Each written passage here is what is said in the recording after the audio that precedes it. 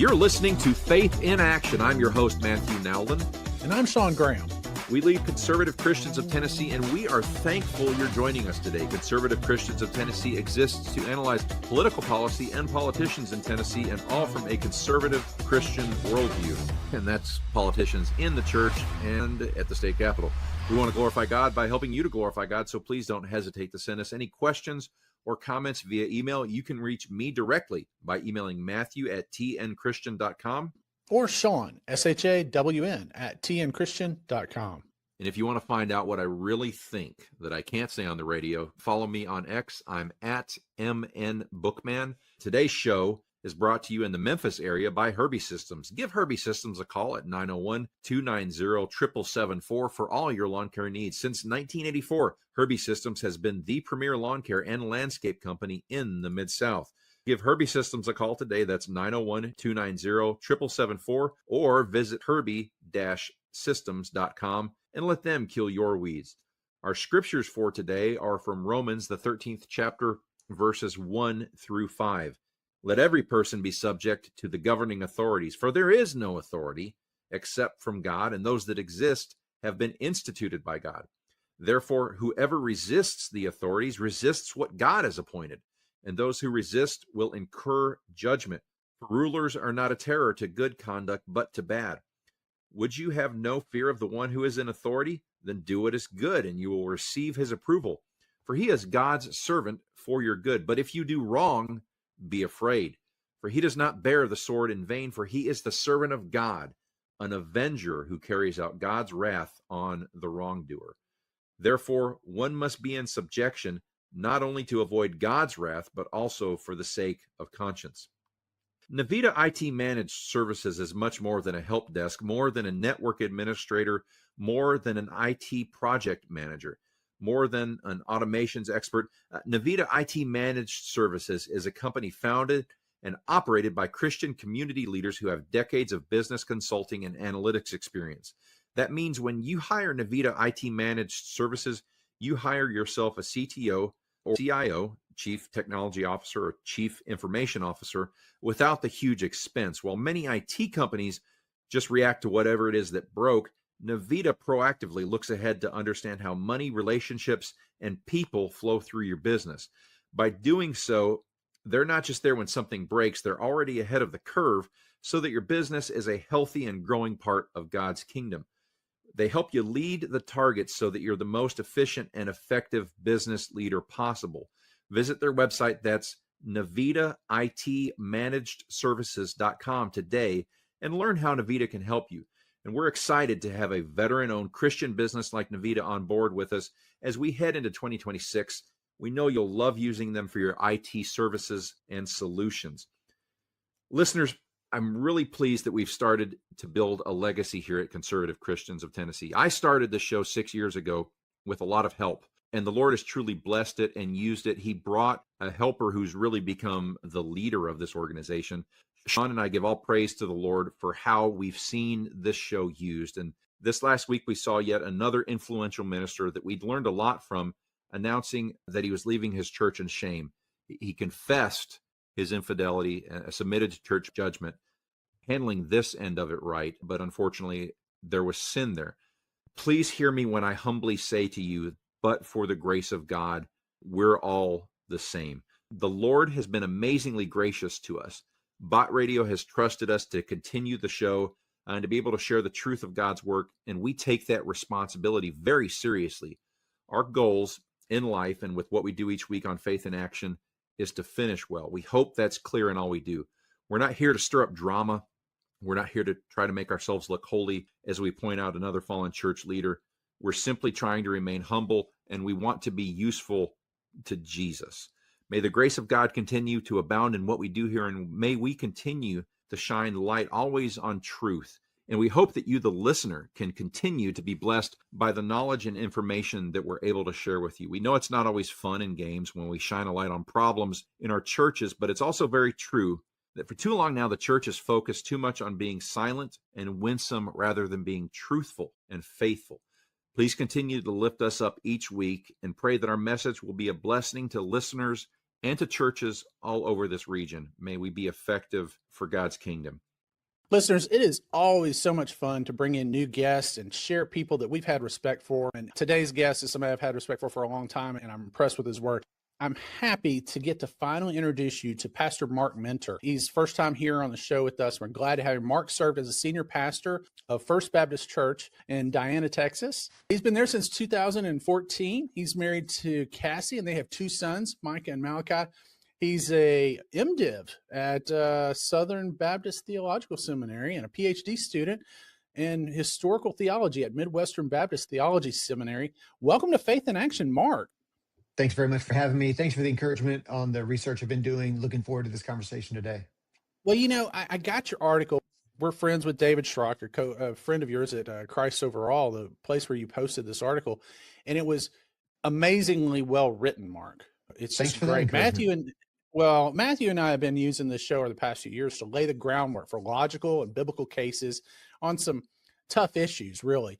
But this one that you're taking up here, it's pretty difficult. Pluralism has killed or is killing modern evangelicalism. We say that all the time. We've pointed it out. We've shown the anthropology, the ontology, the pluralistic polity, just the failures in the SBC and the PCA and culture. We've talked about this for years. And this month, Christ Overall is featuring articles about political theology. And we think this ties directly with what we've been talking about. There's several excellent articles on Calvin, Luther, and more importantly, you guys are really drilling down on the modern idea that there's got to be a separation of church from politics.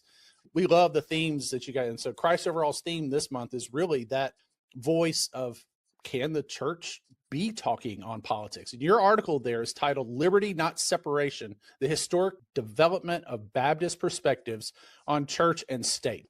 It's good stuff. It's really well written. Like I said, it's great. The sourcing, listeners, if you need documentation to back this up, you can just go to the bottom of this article and use every one of his sources to talk about this, because they're all church leaders, wisdom. They're great sources. Marc, what is this article addressing, and why do Baptists need to wake up to this issue? Well, this article is a historical perspective regarding the development of Baptist political theology. As many as maybe 3 or 4 years ago, if you had talked to me about the relationship of church and state, the relationship of Christianity to civil government in the United States of America, I did sound very much like those who are arguing today for a secular and pluralistic society. As far as I was concerned, the Baptist political theology was merely a negative one. We don't want, the relationship, the union between church and state. But I hadn't really thought it through much past that. Well, because of contributing factors to our present political climate, and really what is a battle for the future of this nation, I think, I began to try to understand what is a positive Baptist political theology. And surely, our Baptist forebears had thoughts on this. So as I studied more and more, I realized, as I'm reading, Baptists from years and years ago, I realized that Baptists always have argued for religious liberty. But as far as I can tell, there was a particular shift in understanding of what that liberty would be or mean in the early 20th century. And that was the point at which there was the introduction, at least in the Baptist confessions and Baptist vernacular, of a separation between church and state. That's the earliest that I can tell that they were using the language of separation to speak of the relationship between church and state. And in fact, that's the first time that I can tell that they're arguing for something more than keeping government out of the jurisdiction of the church. There seems to be, in the early 1900s, at least a documented shift at that time, where Baptists are thinking more about withdrawing Christian involvement in civics, which there's much more we could talk about each of those phrases I've just mentioned there. That's the sort of the flowering of, at this point, that my research in this area. Well, we talk about the culture a lot of times and how much the nations have changed in themselves. Our very structure was so different than what we have today, with states actually being not what I would consider to be enforcers, but really they did draw in the tithe. So you could say they were the enforcer of state religions. 9 of the original colonies had established state churches. Right. This is a reality. This is a hard point for us to get into from a 2025 mindset. So I think this is why what you did does this such a good service to the concept, because you're going back and you're considering what these guys were saying in the moment of this. I mean, you're talking Luther and Calvin.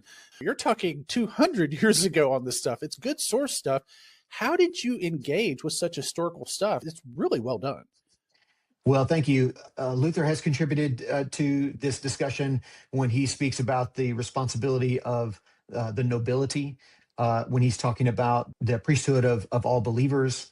So Luther has certainly contributed to this. My particular area of research has been on Baptists, and especially the Baptists in North America.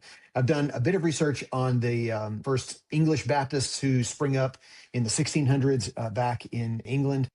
But then there are those who pop up in North America, especially, those who originally, they're capital C Congregationalists. Isaac Backus being a prime example of this. He's first a Congregationalist, then he becomes a Separatist, and then he becomes a Separate Baptist, realizing that he does want a genuinely regenerate church, a spiritually alive church. Mm-hmm. And he realizes we have to affirm believers' baptism if that's what we want. We can't have unbelieving children counted among our congregation if what we want is a spiritually alive congregation. So he kind of makes his progress through this personal and church reformation, finally becoming a Separate Baptist. So you have these two kind of streams in North America, the children and grandchildren of the English Baptists who are, coming over from England. And then you have these indigenous American Baptists who are coming out of Congregationalists. And of course, Baptist congregations that are cropping up in addition to these. But those are the two main streams. And you have both of these groups arguing for religious liberty, arguing we want to be able to have our own leaders, our own ministers, our own pastors. We want to be able to say who is and isn't a member of our own churches. And we want to be able to affirm our own confessions of faith. We don't want the civil magistrate, the government in any way to tell us anything about that stuff. But past that, they are very, very interested in Christians being involved in civil government and in Christian ethics being the ethics of civil government. How should we legislate? What laws should we legislate? What standard of ethic should we use? Well, they clearly want to use a biblical one. And this is not unique to Baptists. It's a very influenced culture by Protestant Christianity during the founding days of the United States of America. And it's just a fact that is sort of ground in which, the nation as we have today, it's what it has grown up from. That is exactly why I wanted to have you on today. There's another article on ChristOverall.com this month, the theme there being played out. Caleb Morelli, he's talking about the myth of neutrality. And he says the roots of today's turmoil stretch back to the mid-20th century when the Supreme Court expelled prayer and Bible reading from public schools in the name of separation and neutrality.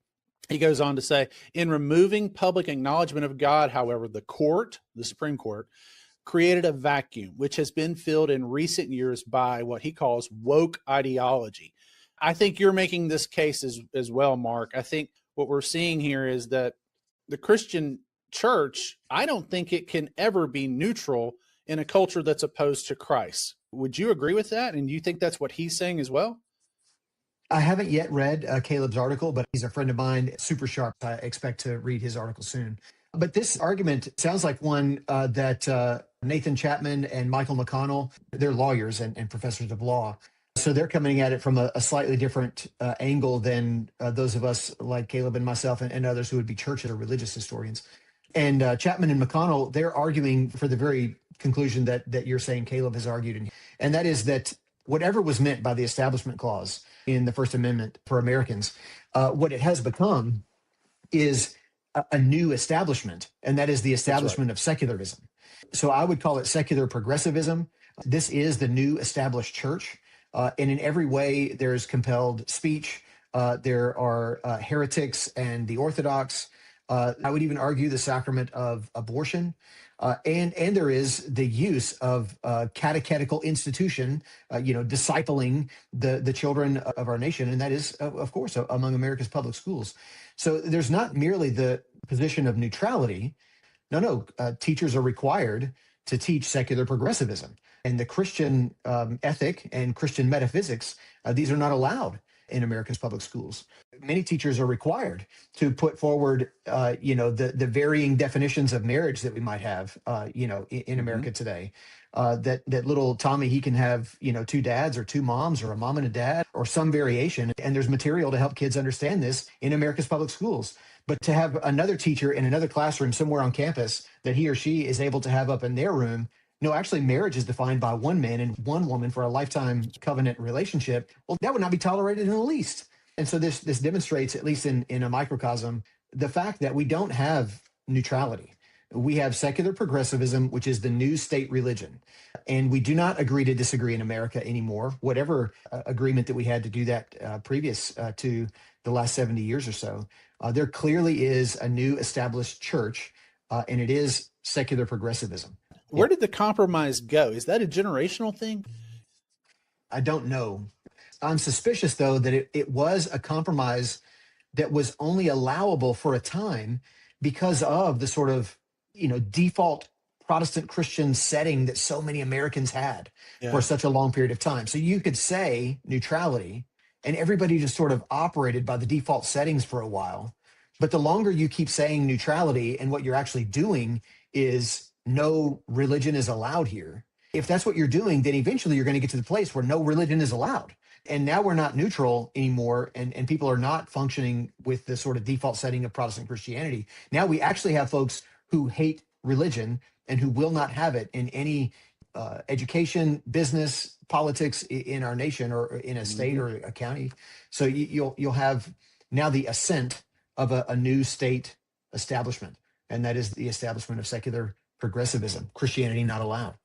And us going along with it, let's be very personal here. You're at a First Baptist church. I'm at a Faith Baptist church.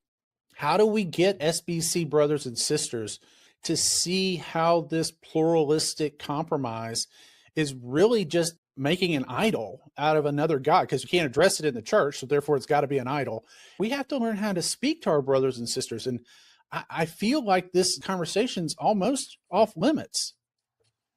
You have a lot of good Christian men and women who, and I think rightfully, they want to return to some semblance of neutrality. They want to agree to disagree once again. And I admire that desire. I want to argue, though, brother, sister, you don't understand that it is only the Christian worldview that produces such an environment. Only Christianity gives us even the possibility of allowing for there to be an agreement to disagree on transcendental matters. It's only the Christian worldview that gives you the ability to have the sort of freedoms and liberties to engage as we have in America for as long as we have. So if you want the kinds of freedoms that we've enjoyed, to be able to say what you believe out loud and to not be punished for it, you have to begin with Christian metaphysics, and you have to have Christian standards of ethics. If you don't, some other establishment is going to come in and take its place. So I don't want a Christian establishment in America. I am Baptist through and through. So I do not want a union of the church and the state. But I definitely want my civil magistrates. I want my governors, my mayors, my presidents, my Congress men and women. I want them to affirm the true God and the Christian ethic. I want them to understand the God of the Bible is the only one that is true. And I want them to understand that it's their responsibility, according to Romans 13, to implement God's standard of ethics, to punish the evildoer according to God's standard of what's evil, and to reward those who do good according to what God says is good. And if they do the opposite of those things, then they're hostile to God. I don't want that. I want them to submit to the God of the Bible, who is the one and only true God, and thereby produce the greatest amount of human flourishing in our society. Amen. Folks, we want to remind you about our official missions sponsor, Equipping the Persecuted. We've been telling you for years now about the genocide and murder of Christians in Nigeria. And we know of one missions group there on the ground doing the Lord's work to save our fellow believers.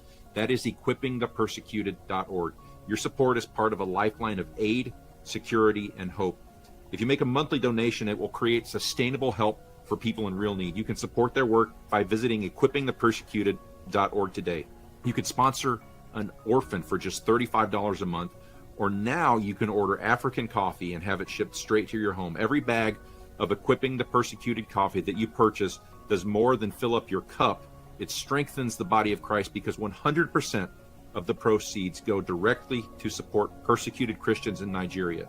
Sean loves the Guardian blend, but you can try any of their flavors today. Again, that's equippingthepersecuted.org, and the persecuted Christians in Nigeria thank you.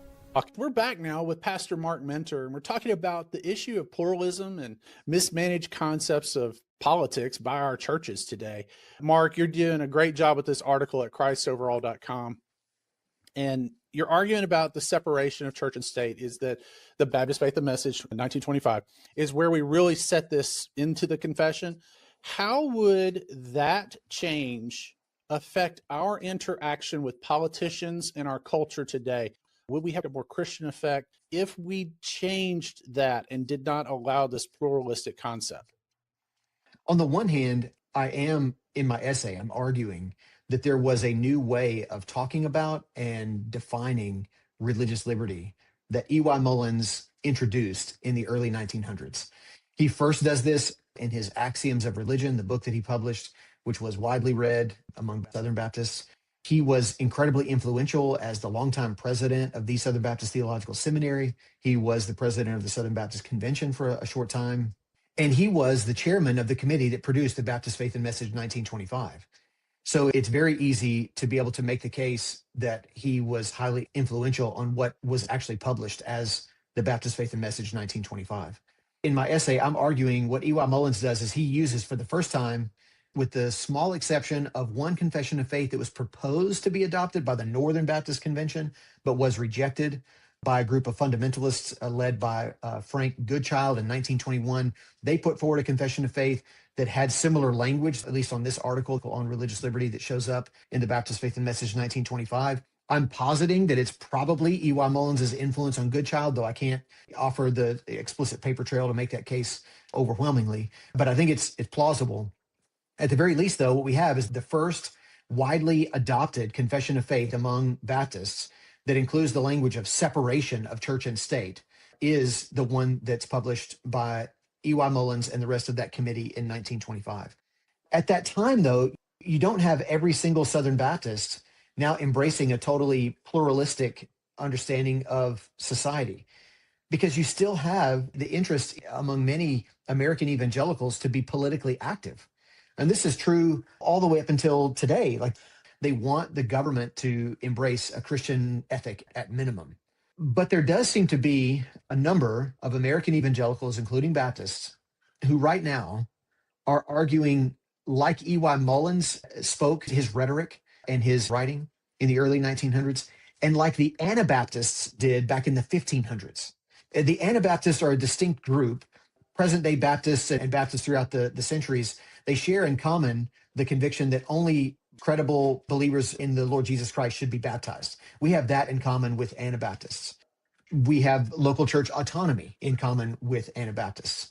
But there are a lot of things that we do not have in common with Anabaptists, and the relationship of Christians to the state is one of those areas that we diverge significantly from the Anabaptists.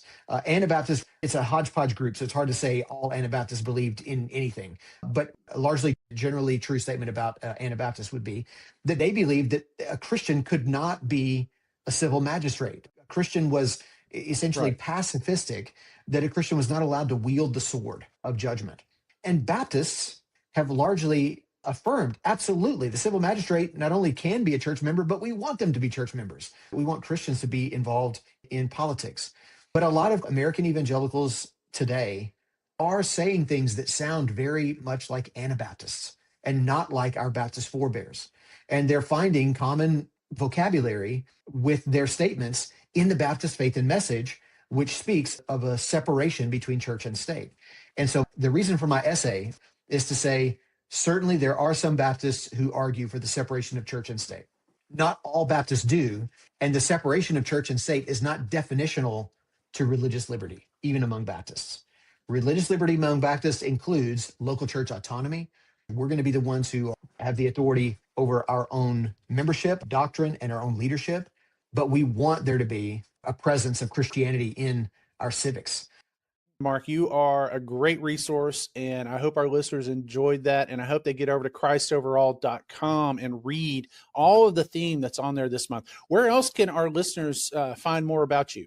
You can see me on Twitter, MarcMinter, Marc Minter, Mark with a C, on Twitter, on Facebook. You can email me if you like at my church, marcmark@fbcdiana.org. And if you're out in the East Texas area, you're welcome to join us any Sunday morning at 10:15 a.m. in our main auditorium.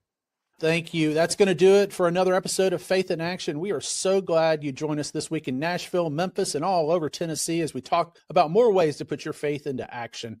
If you want to hear more on this or other topics from a Christian worldview, head on over to botradionetwork.com and search for Faith in Action.